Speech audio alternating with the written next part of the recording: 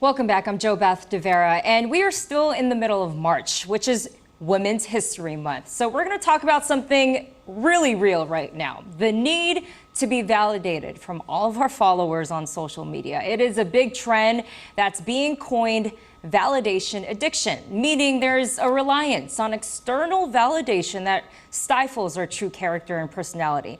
Instead of learning to love and approve of yourself, you make others responsible for your feelings.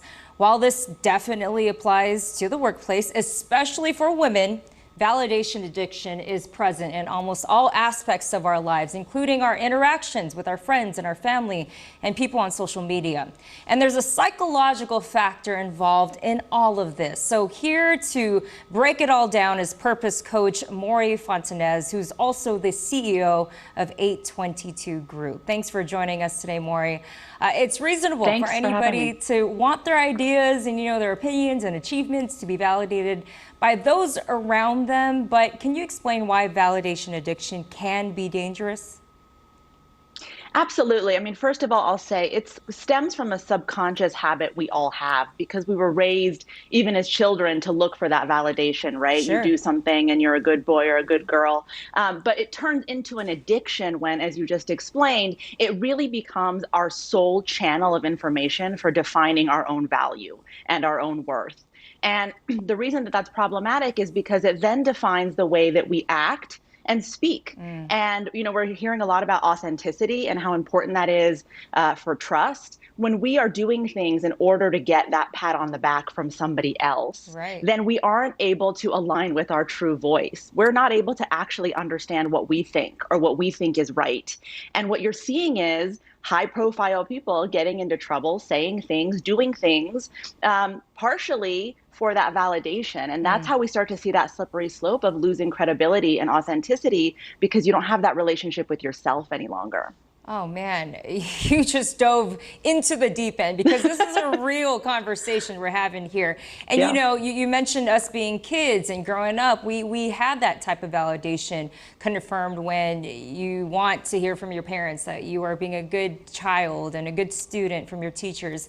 But we didn't have social media back then like what we do now. So how has social media contributed to this whole concept? It has made it so much more profound. I know there's so many studies and conversations about children and social media and the dangers of them really defining their identity with likes and shares and comments. But it's not just kids, it's all of us. And I think that especially now, especially in, various industries, in order to be successful, people are looking at your platform and looking at how many followers you have and how liked you are on social media. And so it's really hard to disentangle your own success and your own worth from social media when social media is seen as a currency to define your value or define your popularity, which further exacerbates this notion that you need this validation. And in fact, this validation is a good thing rather than being able to examine it and see how it's holding you back truly from success.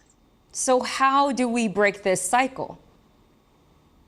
I think that it really starts with awareness. Self-awareness is the key to everything, right? So you have to become aware, first of all, about interactions with people and how they make you feel. Do you interact with someone and then leave that interaction always feeling badly about yourself? Okay, what opinion do they hold that matters to you so much? And then it's really about the why.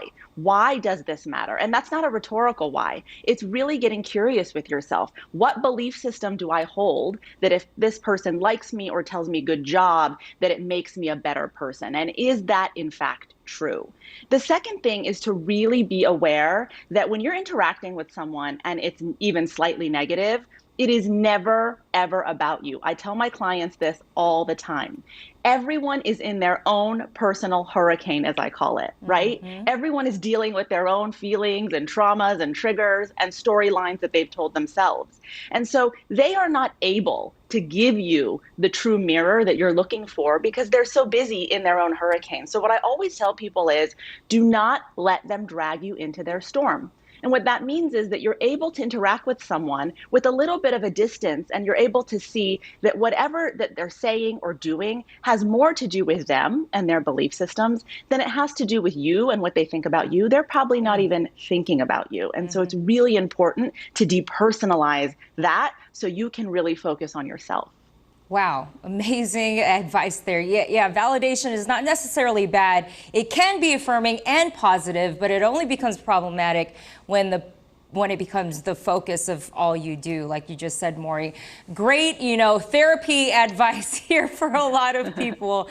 Validation, confirmation. Okay, Maury, appreciate your time today. Thank you for joining us and having this conversation.